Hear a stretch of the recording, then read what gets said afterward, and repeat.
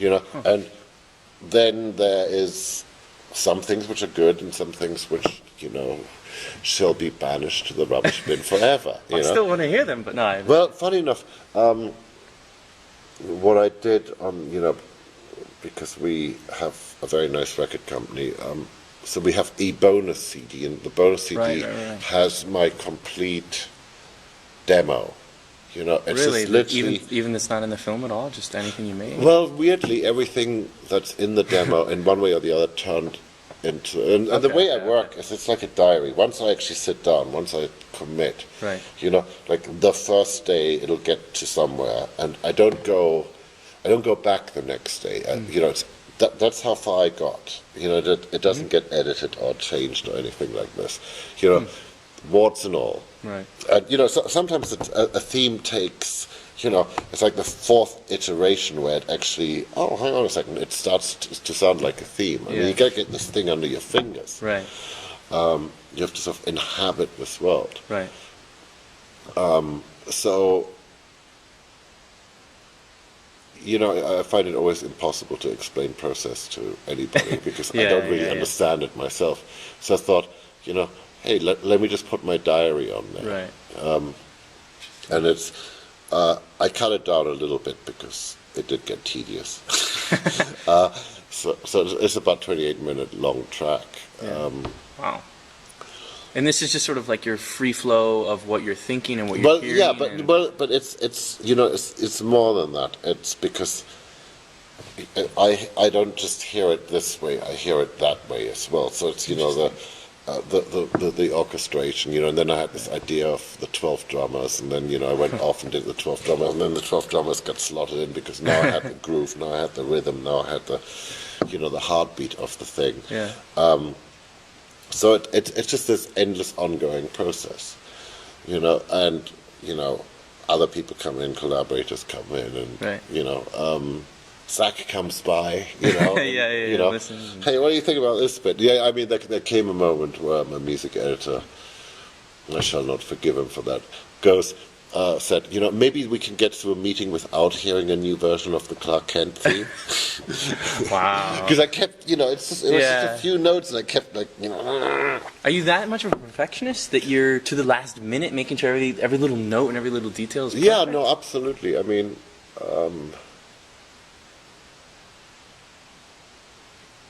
this is what I kept saying to everybody who played on it and everybody who was involved in it. You only get to do a Superman movie once in your lifetime. So you have to go at it with... Look, the only reason I was saying no at the beginning was because I loved it so much. And you don't want to be the guy who ruined it for everybody on the team or people out there. Right. So it's some responsibility comes with this. Right. It's not a job. No, I understand. I don't do this stuff for the money. But are you aware of your sort of presence and persona? I mean, from our perspective, and does that... I am aware of it, and let me tell you, you truly misunderstand.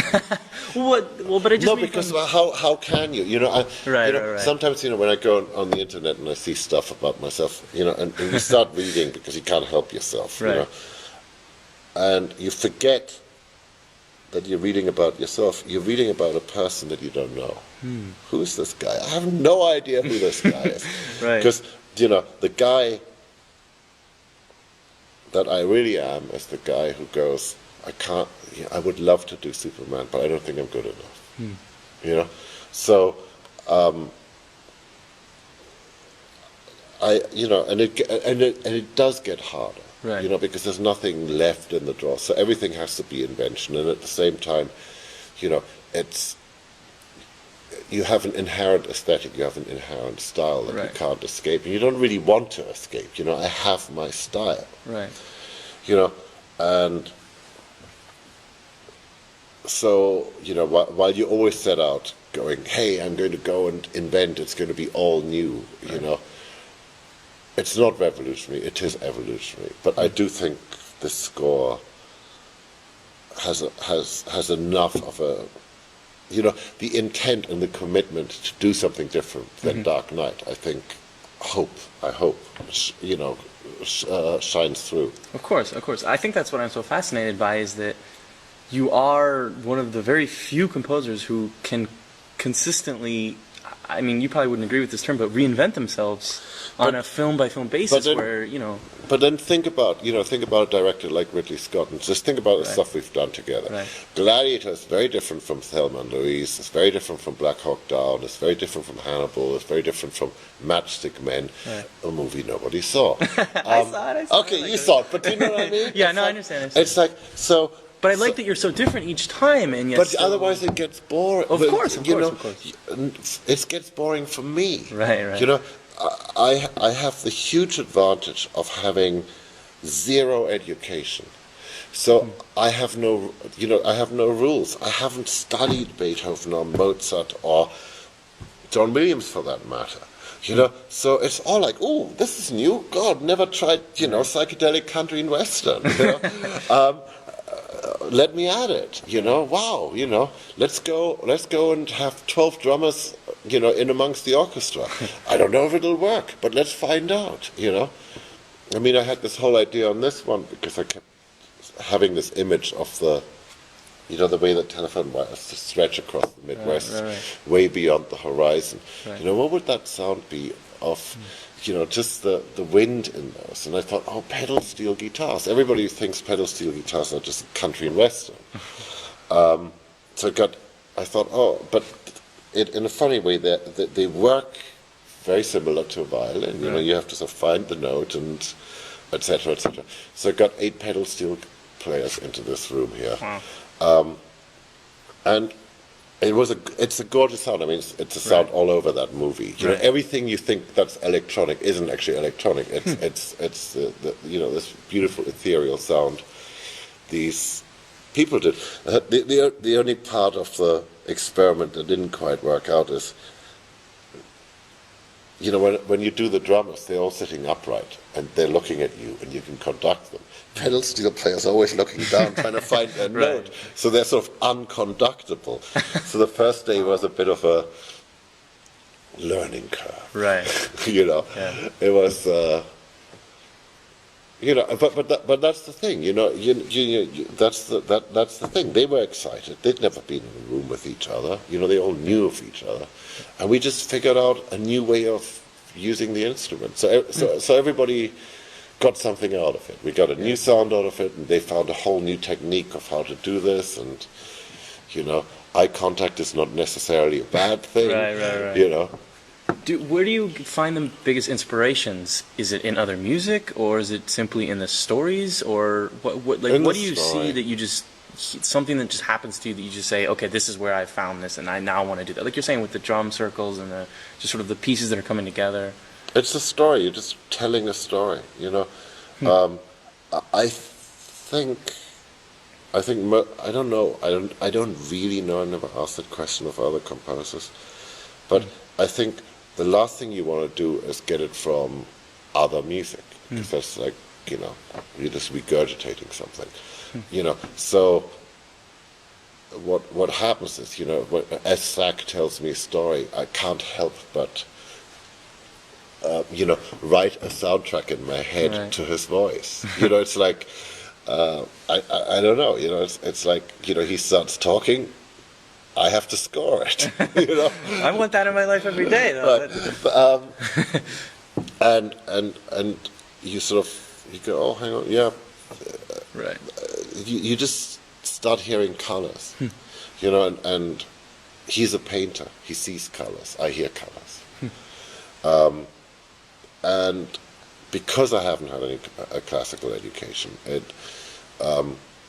it means I'm not bound by those conventions. So my orchestras are all over the place and upside down and lopsided, and it's very hard to perform any Zimmer score live because the orchestra just doesn't. It's not your standard lineup.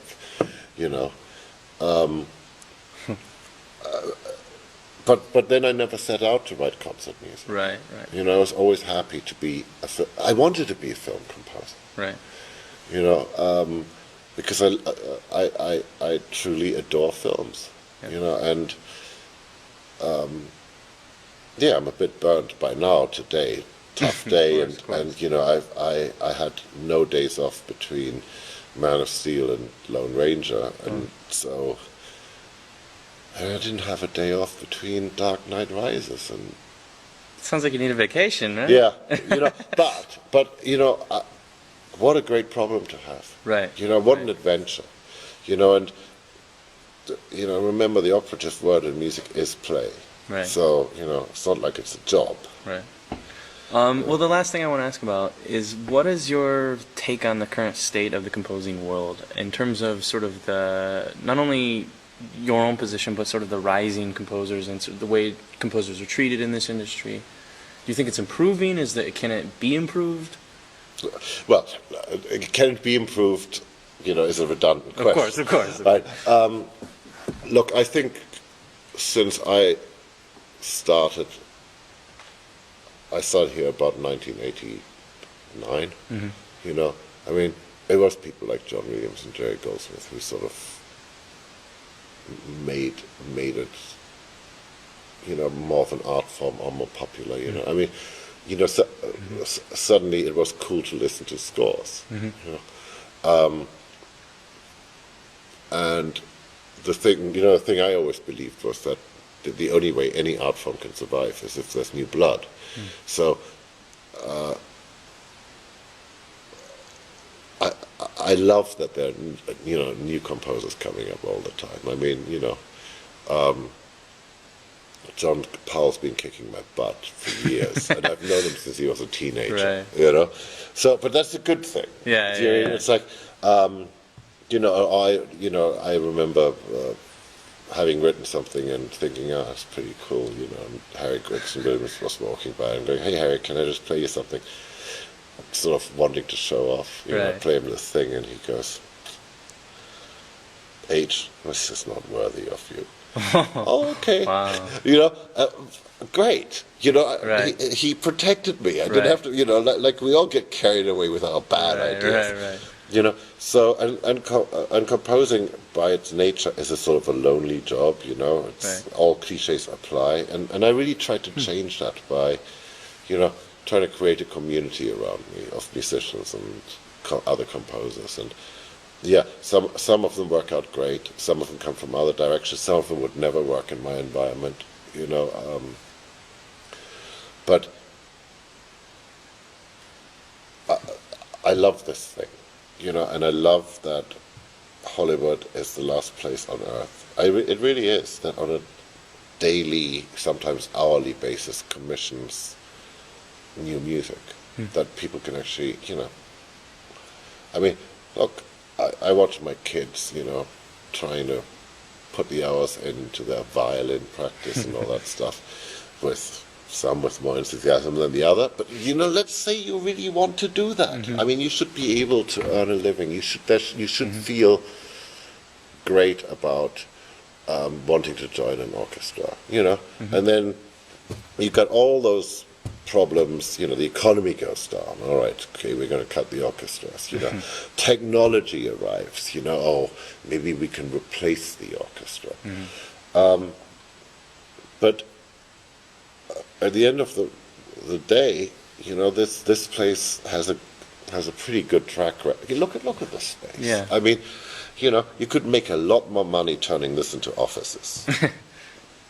But you know, it has a pretty good track record in keeping music alive and making us artists feel safe. I mean, all these studio heads, all these executives, you know that we have to always be on the abyss of failure, you know, of, you know, cataclysmic, you know, catastrophes, because we're trying to do something new. Right. And sometimes it works out, and sometimes it doesn't. Right. But I know of no filmmaker who ever set out to make a bad movie. You know, and I know of no filmmaker that I know that I've worked with who's doing it for the money. They're doing it because they have to. You know, and I know of no musician who's just doing it for the money. It's too hard. You know, the money isn't, you know, money isn't inspiring. You know, having Zack sit there and tell you a story, that's inspiring. You know, having him show you a drawing, talking to DP about what the colors are going to be. That's pretty exciting. Yeah, perfect way to end. Thank